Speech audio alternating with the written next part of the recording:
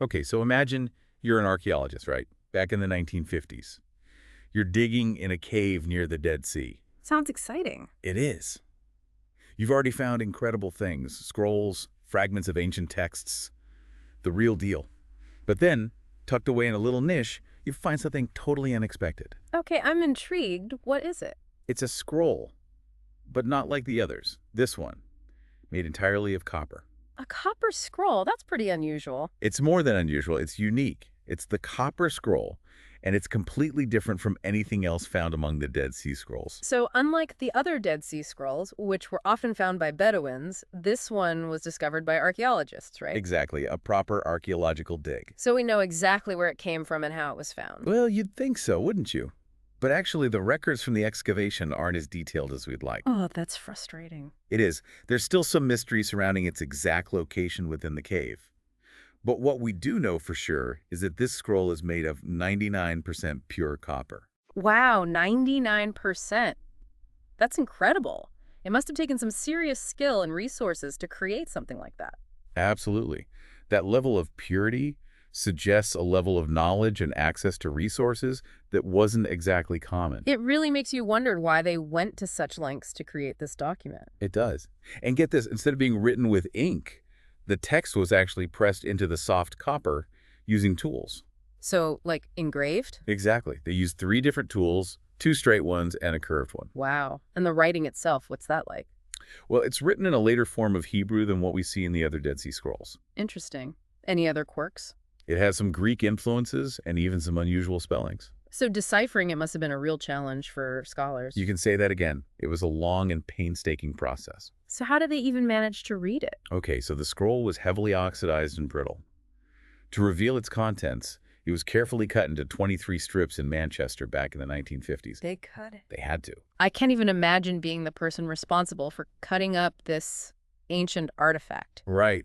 What a responsibility. And to make things even more complicated, those cuts were made right through the columns of text. Yeah, so to actually read the scroll, scholars had to carefully reconstruct the messages from all those different strips. It's really amazing that we can even read this scroll today, considering all it went through. It is. So what secrets does this copper scroll hold? It's basically a list of 64 locations, and each location is supposed to have hidden treasure. A treasure map on a copper scroll? You're kidding. Nope. Essentially, yes. Each entry is like a cryptic riddle. It gives a general area, like a valley or a ruin, then a specific landmark to look for within that area, and finally instructions on where to dig or what to look for. Like X marks the spot kind of instructions. Kinda. The instructions often involve measurements in something called cubits, Cubits, what are those? an ancient unit of length, about 40 centimeters. Think of it like an ancient blueprint guiding you to a hidden fortune. Wow. So what kind of treasure are we talking about here? Gold, jewels. The scroll mainly mentions silver and gold, probably in the form of coins, a lot of them. So like a pirate's treasure chest. More like a king's ransom. We're talking billions in today's money. Billions. That's insane. No wonder this scroll has captured so much attention. But it's not just about the money. The scroll also mentions items like priestly garments, ephods, and something called tithe vessels. So there's definitely a religious connection here. So it's not just a random pile of loot. This treasure seems to have a deeper meaning, possibly linked to the Jerusalem temple. Exactly. It raises so many questions. What kind of treasure hoard would include both immense wealth and religious artifacts? And who hid it? Why? Those are great questions. I'm ready to dive in. Me too. Let's get into some of the theories about where this treasure might have come from and who might have hidden it. Well, one of the most popular theories links the Copper Scroll to the Great Revolt. You know, back in 70 CE, when the Romans destroyed the Second Temple in Jerusalem. Yeah, that makes sense. During such a chaotic time, it seems natural that people would want to protect their valuables, especially if they were connected to the temple. Right. It seems logical, but there's a bit of a problem with that theory. Oh, See, Roman accounts from that time period, they claim that they seized all of the temple treasures. They even paraded them through the streets of Rome, like a victory procession. yeah, I remember learning about that. We even have the Arch of Titus in Rome as a visual reminder of that event. So if the Romans took everything, what could this treasure possibly be? Exactly. That's the big question. That's why some scholars think that maybe, just maybe, the treasure was hidden earlier, possibly even decades before the Great Revolt. So we're looking at a much broader historical window then. Yeah. Interesting. What other events could have caused someone to hide this treasure? Well, there are a few possibilities. One option is Pompey's siege of Jerusalem back in 63 BCE. Pompey basically intervened in a Jewish civil war, and he ended up laying siege to the city. Okay, that definitely sounds like a time when people might have wanted to stash away their valuable possessions, including temple treasures. Another possibility is the Parthian capture of Jerusalem in 40 BCE. The Parthians. Remind me who they were. Oh, right. They were a powerful empire from ancient Iran. And they actually managed to conquer Jerusalem for a short time. They even took the Jewish high priest captive. Wow. So another period of major upheaval in Jerusalem. Seems like a recurring theme here. It really was a turbulent time, that's for sure. And we can't forget about the rebellions that happened during Herod the Great's reign. He wasn't exactly the most popular guy, and there were several uprisings against him, which, you guessed it, often involved fighting in and around Jerusalem. Right. So we have quite a list of potential events that could have led to the hiding of this treasure. Does our expert for this deep dive, Dr. Joan Taylor, have a favorite theory? She does. She has a really interesting theory that connects the Copper Scroll to the Bar Kokhba revolt, which took place between 132 and 136 CE. So even later than the Great Revolt. Wow. What makes her think that the scroll is connected to that event? Well, she points to a few clues. First, the language used in the scroll. It's a later form of Hebrew, as we talked about. And the descriptions of the landscape in the scroll. They seem to match the aftermath of the Bar Kokhba revolt, when Judea was pretty much devastated by the Romans. So the scroll is like a snapshot of the destruction and chaos caused by this revolt. Yeah, you could say that. And remember, the scroll specifically mentions tithe vessels and priestly garments.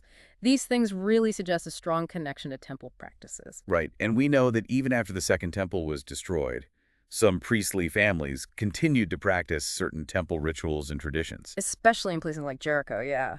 So Dr. Taylor's theory is that these priests saw the Roman armies coming. They knew what was about to happen, and they took desperate measures to protect what they could. So they hid these treasures, created this incredibly durable copper scroll to record the locations, and just hoped that one day someone would find it and use it to rebuild what they'd lost. It's a story of resilience, faith, hope for a better future.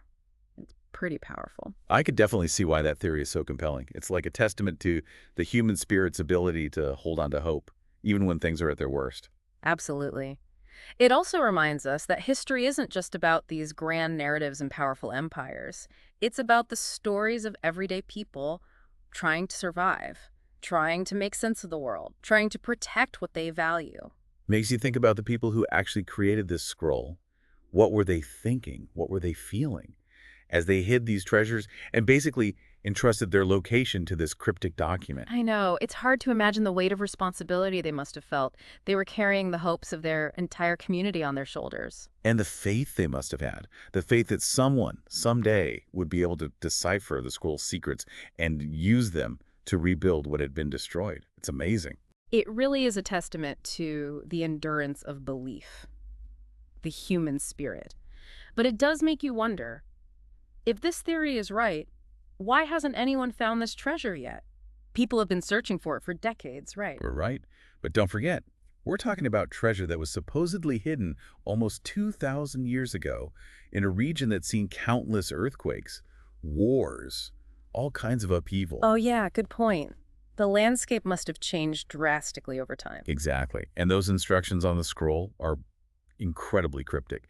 They rely on landmarks that might be completely gone by now, or just unrecognizable. It's like trying to solve a giant, ancient jigsaw puzzle, but with half the pieces missing. Perfect analogy. And then there's the fact the scroll itself was broken. Remember? It had to be pieced back together. Right, so some of the instructions could be missing. Or Yeah. incomplete. Just another layer of complexity. And we can't rule out the possibility that maybe some of the treasure has already been found. Maybe it was looted over the centuries. We just don't know. It's true. We might never know the full extent of the treasure, or what happened to it. It's both disappointing and exciting at the same time. It means that at least some of the treasure was real, but we might never know the whole story. It's a good reminder that history is complicated. It's full of truth and mystery and speculation. Speaking of speculation, we do need to address the elephant in the room. The fact that some scholars believe that this treasure might not have even been real at all. Right. Some argue that the scroll could be symbolic or fictional, Maybe it was meant to represent a spiritual or cultural treasure instead of a material one. Hmm. So why create a fictional treasure map? What would be the point of that? Some scholars suggest that it was a way to rally people, a symbol of what they'd lost and what they hoped to regain, a way to keep their heritage alive even if the actual treasures were gone. Like a message in a bottle, carrying their hopes and dreams to future generations. I like that. It does transform the Copper Scroll from a simple treasure map into something much deeper, a powerful symbol of resilience, the enduring human spirit. Beautiful. But I have to admit, a part of me still really hopes that the treasure is out there somewhere, just waiting to be found. I get it. Who wouldn't want to believe in the possibility of finding a lost hoard of ancient gold and silver? It's like a childhood dream come true. It really is. But even if the treasure is never found, the Copper Scroll itself is still an incredible discovery. Definitely. It gives us such a unique glimpse into the world of ancient Judea and all the turmoil that went on there. It's also a testament to human ingenuity, the lengths people will go to preserve what they believe in. And it reminds us that history is full of surprises, mysteries, untold stories, just waiting to be uncovered. I feel like we've only just scratched the surface of this amazing artifact. There's so much more we could explore. I agree. But sadly, we are out of time for this deep dive. I know. Before we go, though, we want to leave you with something to think about. We've talked about how the Copper Scroll has all these different layers of meaning. It can be a treasure map, a historical document, even a symbolic message. What speaks to you the most? What resonates with you? The allure of lost treasure, the history, or maybe the message of hope and resilience that it represents. Think about it, and continue your own exploration of the Copper Scroll and all its secrets. And who knows, maybe you'll be the one to finally unlock its mysteries. Until next time, keep diving deep into the world of knowledge. And we'll see you on our next adventure. We've spent all this time talking about the Copper Scroll, its origins, the treasure. But I keep coming back to the scroll itself. Why copper? Why not just parchment, like the other Dead Sea Scrolls? It's a good question, and I think it speaks to just how important this information was to whoever created it. Most of the other Dead Sea Scrolls, right, they were written on parchment or papyrus. Those materials are pretty delicate. They had to be stored in clay jars just to protect them from the elements.